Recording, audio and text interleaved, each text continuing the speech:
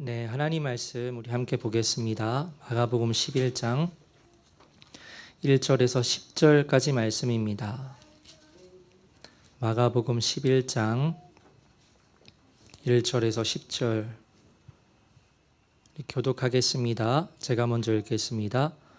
그들이 예루살렘에 가까이 와서 감람산 벳파게와 베다니에 이르렀을 때에 예수께서 제자 중 둘을 보내시며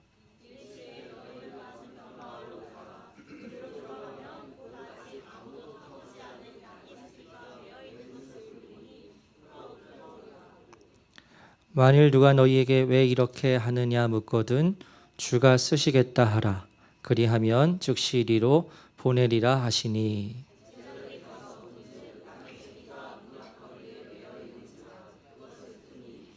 거기 서 있는 사람 중 어떤 이들이 이르되 나귀 새끼를 풀어 무엇 하려느냐 하매 나귀 새끼를 예수께로 끌고 와서 자기들의 겉옷을 그 위에 얹어 놓음에 예수께서 다시니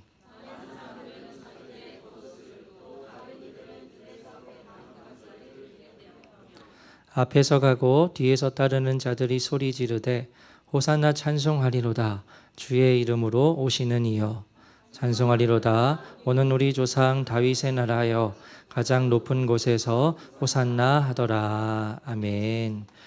네, 오늘 마가복음 강의 33번째 온 세상의 왕으로 오신 예수님이라는 제목으로 말씀을 나누겠습니다. 계속해서 마가복음의 말씀을 나누고 있습니다. 마가복음이 이제 1장부터 16장까지 기록되어 있는데요. 그런데 오늘 본문이 되는 그 11장을 읽었죠. 11장부터 16장까지는 우리의 시간으로 딱 일주일간의 행적을 기록하고 있습니다. 그러니까 비율로 따지면 굉장히 불균형이라 할 수 있지요. 예수님의 공생의 기간이 3년이거든요. 그래서 이 마가복음도 그 3년간의 행적을 기록을 하고 있는데, 근데 마가복음의 1장에서 16장까지 있는데 11장에서 16장, 즉 6장의 내용이 단 일주일의 그 기간을 기록하고 있습니다.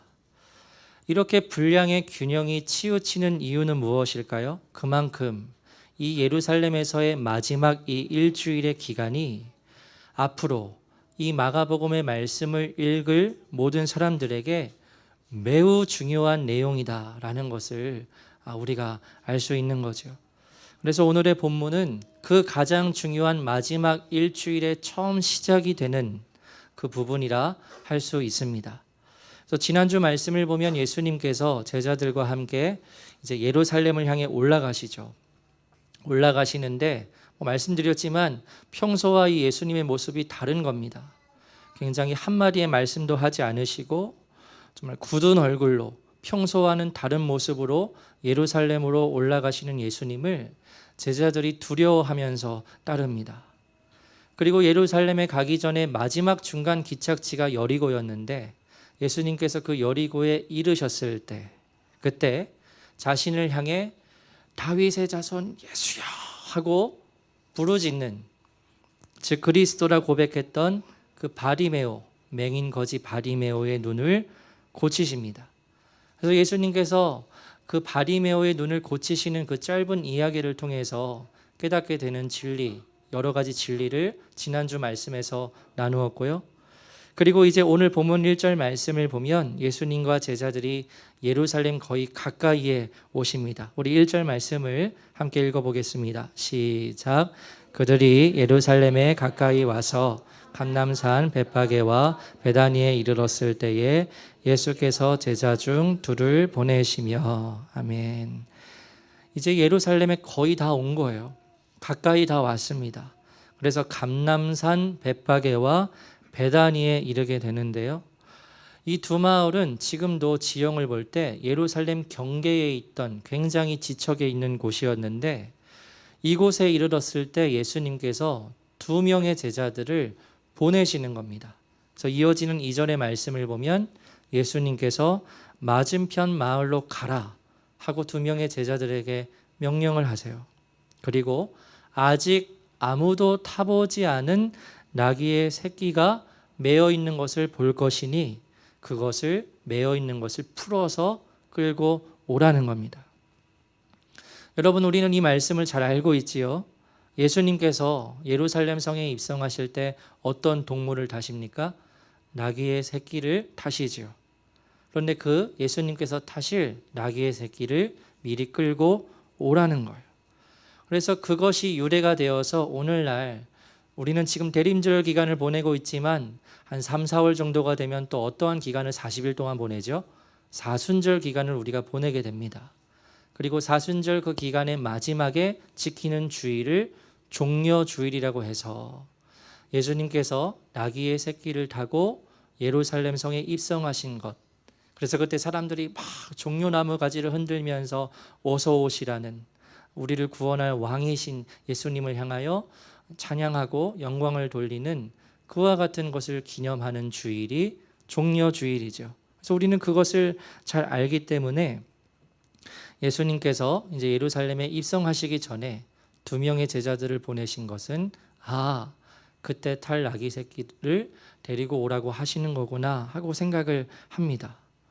그래서 제자들이 가서 알아서 잘 끌고 왔겠지 하고 우리는 그렇게 쉽게 생각을 하지만요, 여기서 조금 더 우리가 깊게 생각을 해보면 지금 예수님께서는 이 두 명의 제자들에게 굉장히 어려운 명령을 내리고 계신 겁니다. 왜냐하면요, 예수님의 제자들은 그 마을에서 이방인들이고 낯선 사람들입니다. 그런데 마을 한 거리에, 이따가 이제 나누겠지만 이상하게도 이 짐승이 집 안에 있어야 하는데 마을 한 거리에 나귀가 매여 있는 거예요. 사람들이 많이 있는 곳에.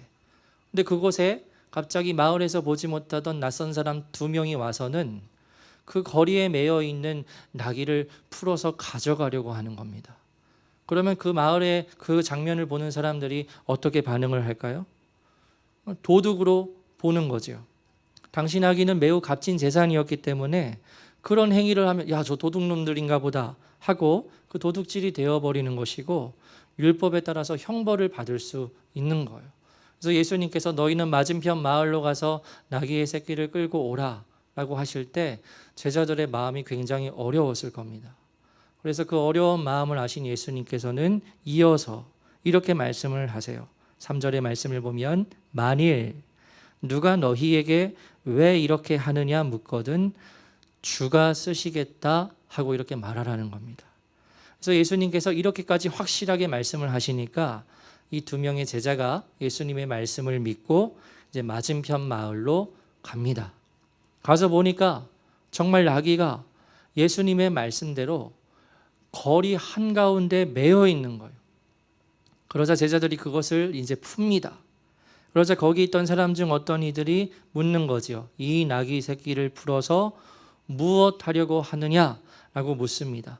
제자들이 염려했던 대로 이제 의심을 받는 상황이 된 거예요. 아무리 봐도 이 두 사람은 타지 사람 같은데 우리 마을에 와서 이 묶여있는 나귀를 풀고 있으니 뭔가 수상한 거지요. 그러자 그때 제자들이 예수님께서 말씀하신 대로 말을 전합니다. 우리 6절 말씀을 읽겠습니다. 시작. 제자들이 예수께서 이르신 대로 말하는데 이에 허락하는지라. 아멘. 여러분, 제자들이 이때 뭐라고 말했을까요? 주가 쓰시겠다고 합니다 라고 말했을 거예요.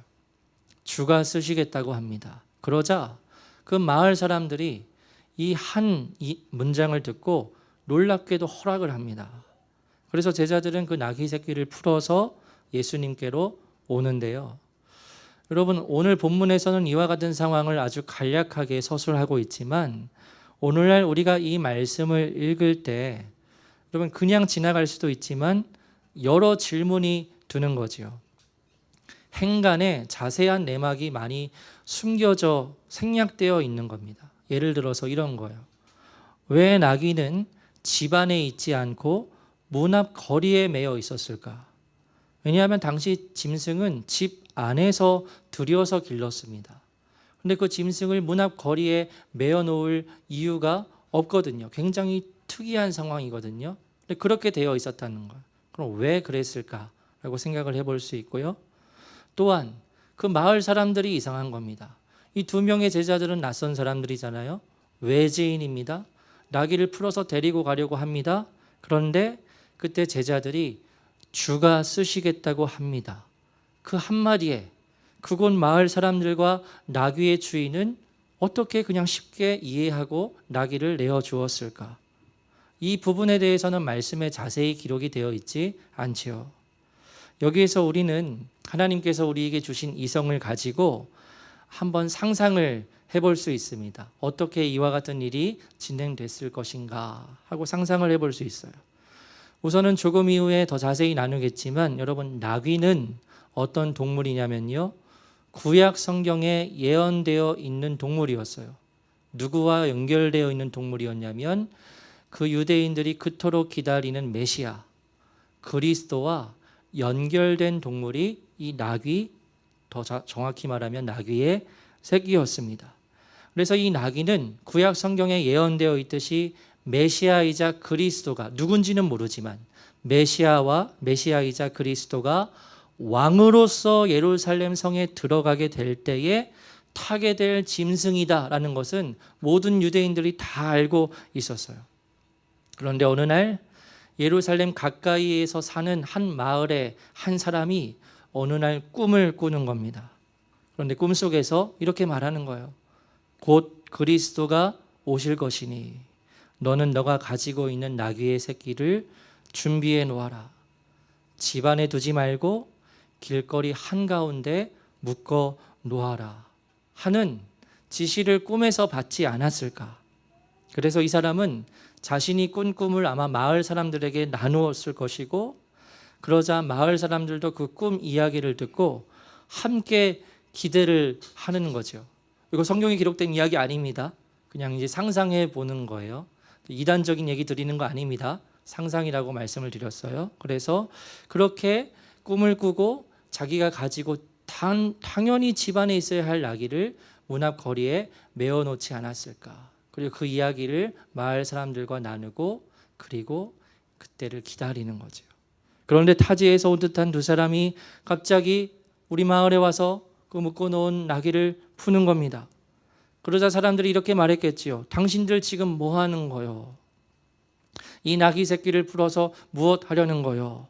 라고 말하자, 그러자 두 사람의 입에서 놀라운 말이 나오는 겁니다. 주가 쓰신다고 합니다. 그 말은 곧 어떤 뜻입니까? 주, 어떤 뜻입니까? 그리스도가 이 나귀를 타게 되신다는 것을 의미하는 거죠. 그러자 예수님의 말씀처럼 그 사람들이 즉시 그 나귀를 제자들의 편에 보내는 겁니다. 이와 같은 과정이 있었기 때문에 마을 사람들이 그리고 그 나귀의 주인이 아무 말 없이 그 나귀를 제자들의 편으로 보냈을 거예요. 그래서 7절의 말씀을 보면 나귀 새끼를 예수님께로 제자들이 끌고 옵니다. 그리고 제자들은 자기들이 있던 겉옷을 그 나귀 위에 얹고, 자신들의 겉옷을 나귀 위에 얹는다는 것은 이 겉옷 위에 타실, 앉을 사람이 매우 귀중한 분이라는 것을 나타내는 거예요. 그리고 그 위에 예수님께서 타시지요. 그리고 이제 구약 성경의 예언대로 이 나귀의 새끼를 타고 예루살렘 성으로 들어가시는 겁니다. 그래서 당시에 예루살렘 성에는 모든 사람들이 걸어서 들어갔어요. 그런데 나귀를 타고 들어간다? 아까도 말씀드렸지만 이것은 유대인들에게 있어서 어마어마한 의미인 겁니다. 다른 짐승도 아니에요. 말도 아니고 노새도 아닙니다. 나귀, 그리고 나귀도 아니라 나귀의 새끼를 타고 예루살렘 성에 들어간다? 이것은 유대인들에게 있어서 상징적인 말씀이 그대로 성취되는 때인 거예요. 스가랴 9장 9절 말씀을 보면 그 구약 성경의 예언이 이렇게 기록되어 있는데요. 우리 함께 말씀을 읽겠습니다. 시작. 시온에 따라 크게 기뻐할지어다. 예루살렘에 따라 즐거이 부를지어다. 보라, 내 왕이 내게 임하시나니 그는 공의로우시며 구원을 베푸시며 겸손하여서 나귀를 타시나니 나귀의 작은 것 곧 나귀 새끼니라. 아멘. 이 말씀 그대로 오늘 마가복음 11장 본문에 그대로 성취가 되는 거예요. 그래서 이스라엘 사람들은 나귀의 새끼를 타고 예루살렘에 들어올 그 메시아 그리스도를 오래전부터 간절히 기다렸습니다. 그런데 아까도 말씀을 드렸지만 상상입니다. 추정입니다만 예루살렘에서 가까이 사는 마을의 사람들이 벌써 예루살렘 성 안에 있는 사람들에게 소문을 낸 거예요. 꿈에서 지시하심을 받아서 곧 그리스도께서 오시니 나귀를 거리에 메어 놓아라 라고 말을 했는데, 그래서 그렇게 준비를 했는데 그 나귀를 주가 쓰시겠다고 누가 가져갔다는 겁니다. 그런데 그 나귀의 새끼를 가져간 사람들이 누구예요? 지금 바로 이스라엘 곳곳에서 놀라운 기적을 일으키는 그 나사렛 예수의 제자들이 가져갔다는 거예요. 여러분, 당시의 소문이 얼마나 빨리 퍼졌을까요? 발 없는 말이 천리를 간다고 벌써 예루살렘 성 안에 완전히 소문이 다 퍼진 겁니다. 이 예루살렘 사람들도 나사렛 예수에 대해서 소문을 들어서 알고 있었어요. 그 기적을 일으켰다는 사람, 심지어 죽었던 사람을 살렸던 사람, 모든 그 훌륭한 권위의 말씀을 전했다는 사람, 그 나사렛 예수에 대해서 예루살렘 사람들은 알고 있었을 거예요. 그런데 그 나사렛 예수의 제자들이 그 나귀의 새끼를 풀어서 가져갔다는 거예요. 그러면 이 예루살렘 사람들이 어떻게 생각을 했을까요? 확신이 맞구나. 그 사람이 확실하구나. 그 나사렛 예수가 정말 우리를 구원하기 위해 이 땅에 오신 메시아이자 그리스도가 정말 맞구나 하고 확신하게 된 거예요. 그래서 우리를 구원할 나사렛 예수 그분을 들어오실 때만 지금 기다리고 있는 겁니다. 그와 같은 상황 속에 있는 거죠. 그래서 예수님께서 나귀의 새끼를 타고 예루살렘 성에 들어오실 때 우리가 너무나 많이 들었지만 다음과 같은 광경이 펼쳐집니다. 우리 8절 말씀 함께 읽겠습니다. 시작. 많은 사람들은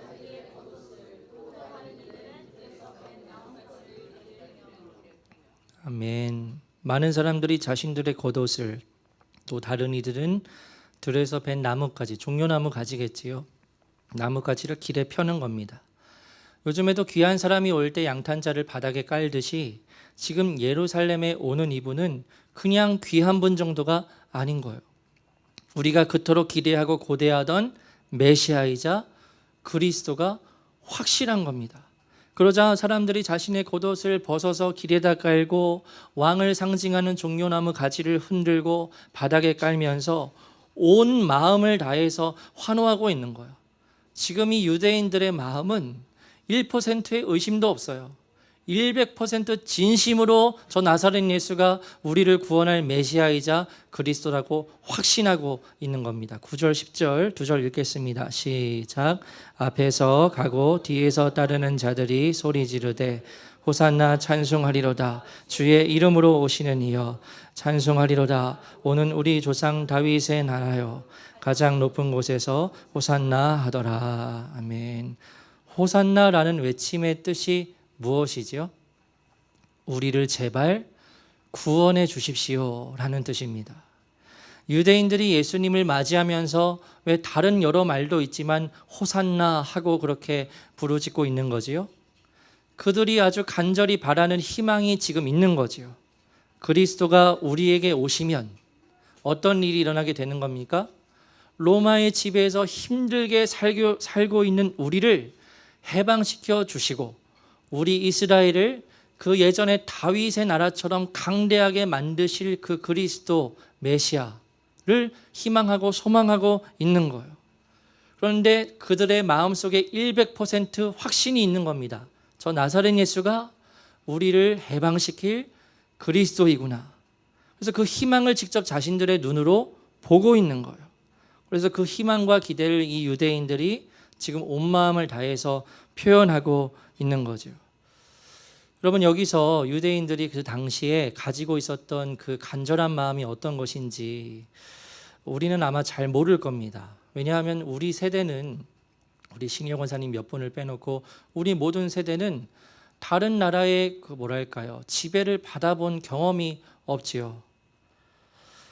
예전에 우리나라는 일제의 지배를 받은 적이 있었습니다. 그때 정말 우리나라 사람들은 고통스러운 삶을 살아갔지요. 그 시절을 기록한 역사적인 기록이나 혹은 소설이나 드라마를 보게 되면 정말 막 화가 끓어오르고 비통한 마음이 끓어오릅니다. 그 시대에 태어나지 않은 것을 우리가 감사하고 또 감사해야 할 정도로, 그 당시에 여성들이 얼마나 고통을 받았습니까? 여성들만 고통을 받았겠어요? 남성들, 어린아이 어마어마한 고통을 받았겠지요. 그래서 그와 같은 비참한 삶을 당시의 사람들이 살아갔어요. 제가 학교에서 한 시를 배운 적이 있었는데 민족 시입니다. 그날이 오면이라는 제목의 시였는데, 그날이 오면, 네, 그날이 언제일까요? 우리나라가 일제 제국에서 해방되는 그날입니다. 그래서 그날이 오면으로 이제 시가 시작이 되는데, 그날이 얼마나 간절히 염원이 되냐면, 그날이 오면 나의 몸에 가죽을 벗겨서 북으로 만들고 내가 맨 앞에서 그 북을 내가 들쳐매고 치면서 기쁨을 표현하겠다고 그렇게 말합니다. 그래서 그 해방의 날이 왔을 때, 해방이 왔구나 하는 그 우렁찬 소리를 내가 한 번이라도 듣기만 하면 그 자리에 내가 거꾸러져서 죽어도 여한이 없다 하는 그와 같은 시를 아마 학교 다니시면서 한 번쯤은 보셨을 겁니다. 심훈이 쓴 시이지요. 그날이 오면이라는 시예요. 여러분, 우리는 이와 같은 경험을 직접적으로 하지 못했기 때문에 해방된다는 것이 얼마나 강렬한 소망인지를 우리는 잘 알지 못합니다.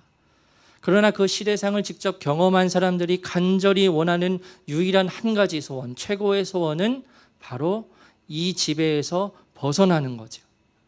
이와 같은 간절한 열망을 지금 누가 가지고 있는 겁니까? 오늘 본문에 나오는 모든 유대인들이 이와 같은 강렬한 열망을 가지고 있는 거예요.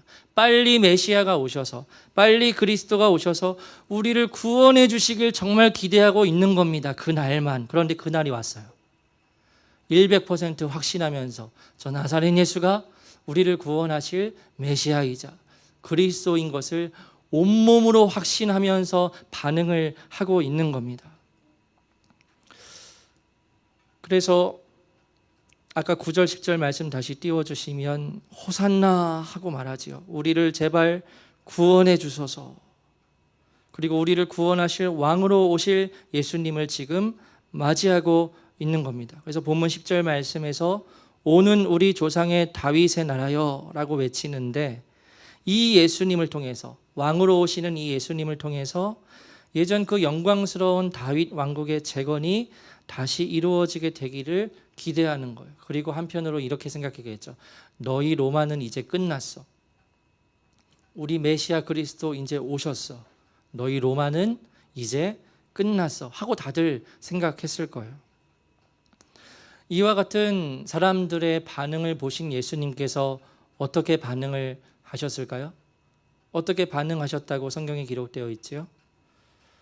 놀라운 건데요. 그와 같이 오해하면서 찬양하고 호산나라고 외치는 그 백성들을 예수님께서 제지하지 않으십니다.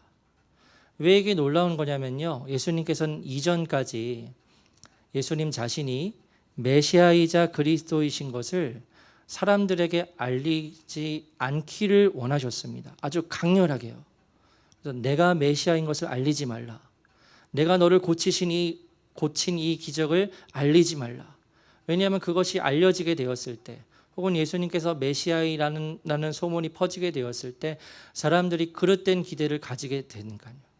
저 예수는 우리를 로마에서 해방할 사람이야 라는 그릇된 기대를 그 당시의 백성들에게 품게 하기 싫으셨기 때문에 그것을 완강하게 거부하셨습니다. 원치 않으셨습니다. 그런데 놀랍게도 오늘 본문에서는 사람들이 호산나 하면서 메시아 그리스도라고 이렇게 외칠 때 제지하지 않으세요. 그냥 풀어놓으세요. 무슨 말입니까? 무슨 의미입니까? 이제는 때가 된 거죠. 사람들이 지금 오해를 하면서 자신을 정치적인 해방자로 생각을 하고 지금 환호를 하는 중에 있지만, 예수님의 입장에서는 이제 본격적으로 한 주일이 시작되죠. 이제 본격적인 하나님의 뜻을 이룰 때가 오게 된 겁니다. 그 이전부터 제자들에게 여러 차례 강조해서 하신 그 말씀, 인자가 사람들에게 넘겨져 핍박을 당하고 십자가에서 죽게 되고 3일 만에 다시 부활할 그 본격적인 때가 이제 오게 된 거죠. 그래서 예수님께서 이 땅에 오신 그 이유를 이루실 이제 그 시간이 이제 그 일주일이 시작이 되는 겁니다. 여러분, 우리가 많이 들었던 이 이야기를 다시 한번 마가복음 강의를 하면서 나누었습니다. 우리가 잘 알지만 당시 예수님을 우리의 해방을 시키실 메시아이자 그리스도로 생각하여 그렇게 환호하며 맞이했던 그 유대인들이 며칠 후에는 어떻게 반응하지요? 격정적인 분노에 휩싸여서 저 예수를 십자가에 못 박으라고 외치는 자들이 됩니다. 대반전이 일어나는 거죠. 로마로부터의 해방을 간절히 원했던 그 유대인들이 로마의 손을 빌어서 저 예수를 죽이는데 찬성하며 앞장서는 모습으로 나타나는 것을 우리가 성경 말씀을 통해 알고 있죠. 여러분, 오늘 본문 말씀을 통해 우리가 알 수 있는 분명한 진리는 무엇입니까? 먼저 나사렛 예수는 이 땅에 왕으로 오셨다는 것입니다. 예수님은 온 세상의 왕으로 이 땅에 오신 분이십니다. 무엇을 통해 알 수 있습니까? 구약 성경에 예언된 그 스가랴의 말씀이 정확하게 성취가 되어요. 나귀의 새끼를 타고 왕으로서 예루살렘에 들어가시는 예수님의 모습을 통해서 우리는 예수님께서 온 세상을 다스리시는 유일한 왕이 되시는 분임을 다시 한번 확인할 수 있습니다. 그런데 이스라엘 백성들은 그 하나님의 뜻을 모르고 어떻게 생각했어요? 유대인들도 예수님이 왕이에요. 근데 어떤 왕입니까? 우리의 민족을 구원할 왕으로서 예수님을 믿었고 받아들였죠. 그러나 하나님은 유대인의 왕으로 예수님을 보내지 않으셨습니다. 하나님께서는 세상의 모든 이들을 위해서 죄의 권세를 깨뜨리고 영원한 생명을 주시기 위해서 이 땅에 하나뿐인 아들을 하나님의 그 뜻으로 보내셨다는 것을 하나님은 알고 계셨고 예수님은 알고 계셨지만 그 유대인들은 전혀 알지 못했다는 겁니다. 그래서 여러분, 중요한 것은 우리가 신앙생활을 하면서 하나님의 뜻을 아는 것이 중요합니다.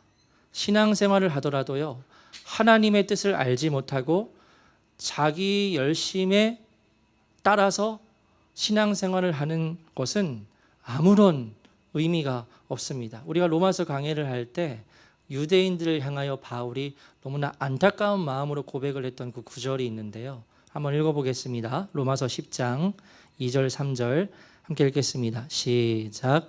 내가 증언하노니 그들이 하나님께 열심히 있으나 올바른 지식을 따른 것이 아니니라.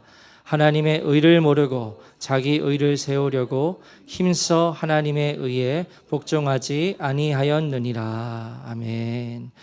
바울 당시에 유대인들이 하나님께 대한 열심이 아주 대단했습니다. 그 하나님을 향한 열심과 열정을 따라갈 사람들은 아무도 없었습니다. 그런데 정작 문제가 무엇일까요? 그 열심이 가득한 유대인들이 무엇을 모릅니까? 하나님의 의를 모르는 거예요. 하나님의 뜻을 모르고 자기의 뜻대로 자기의 열심대로 행하는 그 모든 것들이 오히려 하나님의 뜻에 복종하지 않는 불순종의 결과로 나타나게 되었다는 그러한 말씀이에요. 여러분, 오늘 본문에 나오는 그 예수님을 향하여 열렬한 환호를 보내는 이 백성들도 마찬가지지요. 지금 이 사람들이 하나님의 뜻을 알고 있습니까? 모르고 있습니까? 모르고 있어요.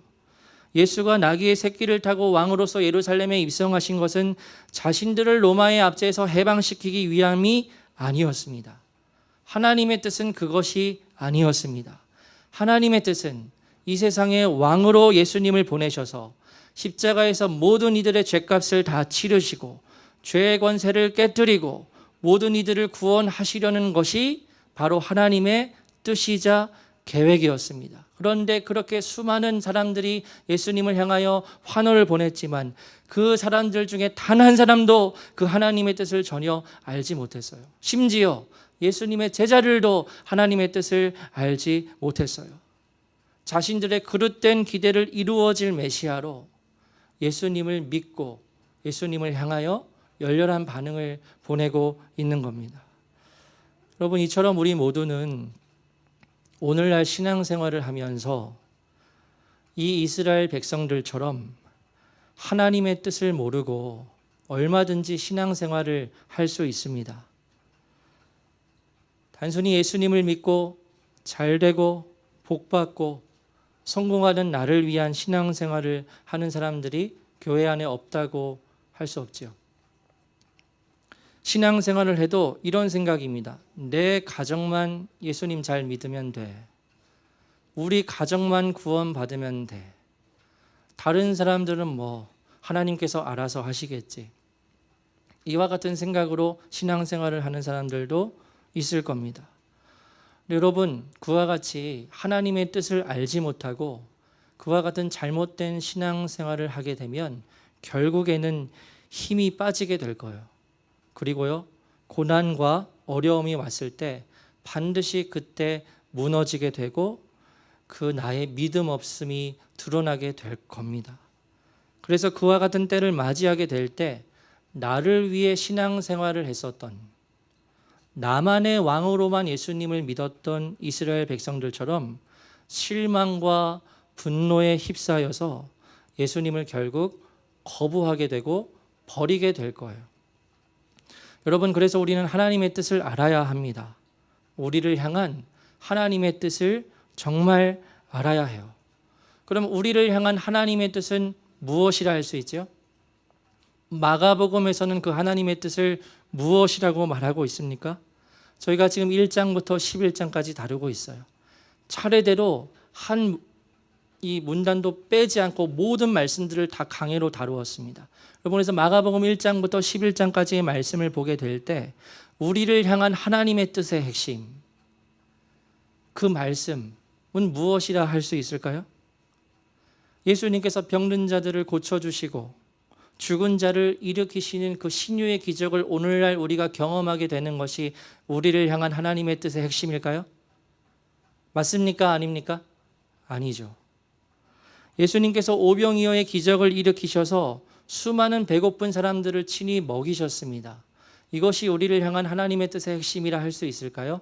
아니죠. 그럼 마가복음 1장부터 11장까지 여기까지 우리가 말씀을 듣는 동안 하나님의 뜻의 핵심은 무엇이라고 할 수 있을까요?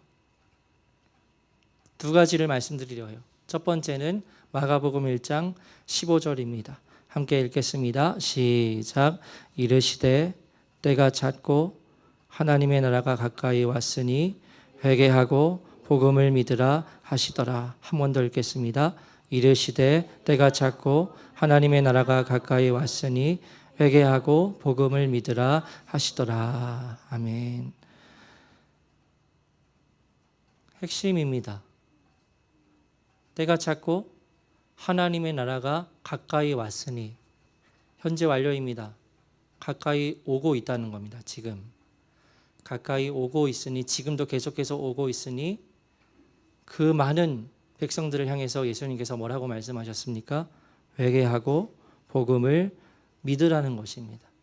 이것이 오늘날 우리를 향한 하나님의 뜻의 핵심이에요.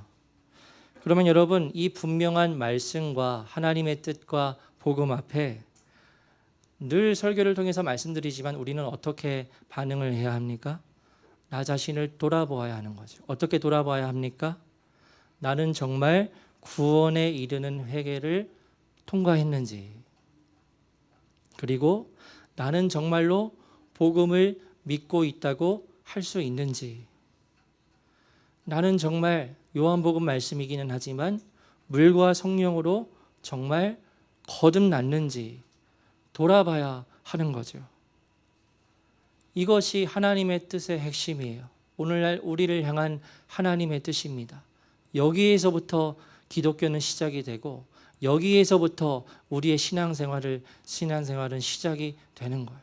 하나님의 나라가 가까이 오고 있는데 나는 정말 구원에 이르는 회개를 했고 그래서 새 사람이 되어서 복음을 믿게 된 사람이 되었는지. 두 번째입니다. 마가복음 8장 34절입니다. 읽겠습니다. 시작. 무리와 제자들을 불러 이르시되 누구든지 나를 따라오려거든 자기를 부인하고 자기 십자가를 지고 나를 따를 것이니라. 아멘. 1장 15절과 8장 34절은 하나님의 뜻의 핵심에 해당하는 것이기 때문에 자연스럽게 연결될 수밖에 없습니다. 어떻게 연결이 되지요? 누구든지 회개하고 복음을 정말로 믿게 된 사람들은 어떠한 삶을 살아가게 되는 겁니까? 자연스럽게 나 자신을 부인하고 자기 십자가를 지고 예수님을 따르는 삶을 살아갑니다. 예외가 없습니다. 나 자신을 부인하고 내 십자가 지고 예수님을 따르는 삶은 오직 거듭난 성도들만이 살아갈 수 있는 삶의 모습이에요. 여러분, 문제는 이와 같은 삶의 모습이 진짜 우리의 실제 삶에서 나타나고 있는가? 이겠죠. 지난 한 주간 일주일의 삶을 돌아보십시오. 저도 설교를 준비하면서 돌아봤는데요. 지난 한 주간 여러분 이 마가복음 8장 34절의 말씀을 내게 적용을 해볼 때 이 시간 나는 한 주간 얼마나 나 자신을 부인했는지 한번 생각을 해보십시오. 얼마나 그 하나님의 뜻을 내가 내 삶의 자리에서 구하고 그리고 그 하나님의 뜻 결국 말씀에 기록된 거지요. 그 성경의 말씀을 나의 실제적인 삶의 영역 가운데에서 알기를 원하고 순종하기에 애를 썼는지 한번 돌아보자는 겁니다. 여러분 우리가 가진 원래 본성이 있어요. 아마 각자마다 가지고 계신 본성이 있고 천성이 있으실 겁니다. 그런데 나 자신을 부인한다는 것은 내가 가지고 있는 그 본성, 성경에서는 자아라고 표현을 합니다. 그 자아를 거스르는 거예요. 거스르는 삶을 살아가는 거예요. 자아를 거스른다, 본성을 거스른다. 어떠한 삶의 모습일까요? 내가 하고 싶은 것이 있어요. 내가 어떤 걸 하고 싶어요. 그런데 이것이 하나님께서 보실 때에 옳지 않은 것 같은 거예요. 그러면 우리는 어떻게 선택을 해야 됩니까? 하지 말아야 하죠. 하고 싶은 마음은 내 자아예요. 그러나 그때 내가 나 자신을 부인하고 내 십자가를 지은 사람이라면 그 하고 싶은 것을 하지 말아야죠. 반대로 이런 것도 있습니다. 잘 아시겠지만 내가 하고 싶지 않은 게 있어요. 내 본성으로는 하기 싫은 거예요. 여러 가지가 있을 겁니다. 굳이 실제적인 예를 들지 않겠습니다. 하고 싶지 않은 일이지만 하나님을 위해서 또 그것이 하나님의 뜻이기 때문에 내 몸을 치면서 그 일에 순종하여 행하는 겁니다. 그와 같은 삶을 일주일간 돌아보실 때 살아오셨습니까? 예를 들어보면 지금 이 상황에서는 감사가 안 나와요. 감사가 나올 수 없는 기분과 감정이에요. 지금 내 기분과 감정이. 그런데 그럼에도 불구하고 감사의 제목을 찾으며 하나님께 감사하는 사람. 그 사람이 나 자신을 부인할 수 있는 거듭난 사람이라 할 수 있는 거죠. 여러분 그래서 하나님의 뜻을 알아야 합니다. 우리를 향한 하나님의 그 뜻을 알고 우리가 신앙생활을 해야 합니다. 가장 먼저 말씀을 나누었듯이 늘 말씀드리지만 그것은 우리가 먼저 거듭나는 것이요. 그 다음에 예수님을 따라 매일 나 자신을 부인하며 믿음의 좁은 길을 걷는 거예요. 그래서 정말 이와 같이 거듭난 성도들이 믿음의 좁은 길을 걸어가게 된다면 어떤 감정을 주로 느끼게 될까요? 힘듭니다. 외롭습니다. 괴로워요. 그것을 필히 경험할 수밖에 없어요. 외로워요. 힘들어요. 포기하고 싶어요. 그와 같은 것을 매일마다 우리가 느낄 수밖에 없어요. 그런데도 주님께서 말씀을 하셨으니 묵묵히 내 십자가를 지고 걸어가는 거죠. 묵묵히 울면서 씨를 뿌리는 거죠. 그러나 주님께서 오실 때 기쁨으로 단을 거두게 하시는 것을 우리가 경험하게 되는 거죠. 그래서 여러분 말씀을 정리하려 하는데 오늘 본문에서 예수님께서 자신을 향해 막 환호하면서 그 수많은 유대인들의 찬양과 영광을 받으시면서 어떤 느낌을 받으셨을까요? 마음껏 그 환호를 하고 즐기셨을까요? 그래도 내가 고생을 많이 했는데 이와 같이 영광을 받는 시간도 있어야지 하고 생각을 하셨을까요? 아니죠. 그때 예수님의 마음은 정말 외로우셨을 거예요. 서글프셨을 것이고 허무하셨을 겁니다. 열렬히 자신을 찬양하며 반기는 이들이 며칠만 지나면 어떻게 반응할지 예수님께서는 이미 다 알고 계셨기 때문이죠. 그래서 여러분, 우리를 향한 사람들의 인정이나 환호는 중요하지 않습니다. 사람들의 칭찬을 받는 것 중요하지 않습니다. 우리에게 있어서 중요한 것은 우리가 정말 하나님의 뜻을 알고 행하는가에 있습니다. 온 세상의 왕으로 오신 예수 그리스도를 내가 정말 인격적으로 알고 나의 왕 되신 예수님을 따르는 것이 중요한 겁니다. 그리고 그 예수님을 따라서 그 하나님의 뜻을 이 땅 가운데 이 땅을 하나님의 뜻을 이루는 일에 우리가 쓰임을 받을 수 있다면 그것으로 충분하다는 생각이 드는 겁니다. 그래서 이처럼 우리를 향한 하나님의 뜻을 분명히 알고 온 세상의 왕으로 오신 예수님을 진정으로 만나게 되어서 그 예수님을 따라서 십자가의 길을 걸어가는 우리 모두가 되기를 주님의 이름으로 소망합니다. 그래서 여기 계신 모든 분들이 앞으로 어디에서 신앙생활을 하시게 되시든지 두 가지 꼭 기억하십시오. 회개하고 복음을 믿고 물과 성령으로 반드시 거듭나야 합니다. 이것이 가장 중요합니다. 이것에 우리의 모든 것이 달려있다고 해도 과언이 아닙니다.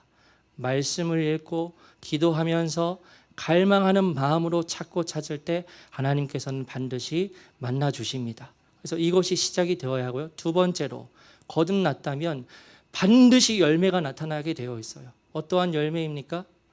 나 자신이 가지고 있는 본성을 거스르는 거예요.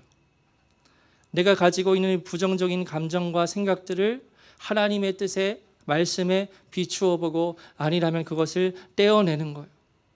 그래서 하나님께서 우리에게 말씀하시는 예를 들어서 용서하라, 원수를 사랑하라, 너의 것을 내어주어라, 감사할 수 없는 상황 속에서 감사하라. 그와 같은 말씀이 기록되어 있으면 내 본성으로는 절대 순종할 수 없는 말씀이지만 그럼에도 나 자신을 부인하면서 성령님께서 주시는 힘을 가지고 나 자신을 부인하는 그 믿음의 길을 걸어가는 거죠. 말씀드렸죠? 외롭습니다. 괴롭습니다. 정말 힘듭니다. 그러나 그렇게 울며 씨를 묵묵히 뿌릴 때에 하나님께서는 반드시 기쁨으로 그 단을 거두게 하실 것입니다. 이와 같은 두 가지의 이 하나님의 핵심의 뜻이 우리 모든 성도님들의 삶 가운데 이루어지게 되기를 주님의 이름으로 축복합니다. 어떤 것 다 잊어도 이 두 가지만 꼭 기억하시고 반드시 거듭나야 한다. 그리고 거듭났다면 매일마다 나 자신을 부인하며 표대를 향하여서 주님을 향해서 나아가야 한다라는 말씀을 꼭 기억하셨으면 좋겠습니다. 우리 찬양하고 기도하는 시간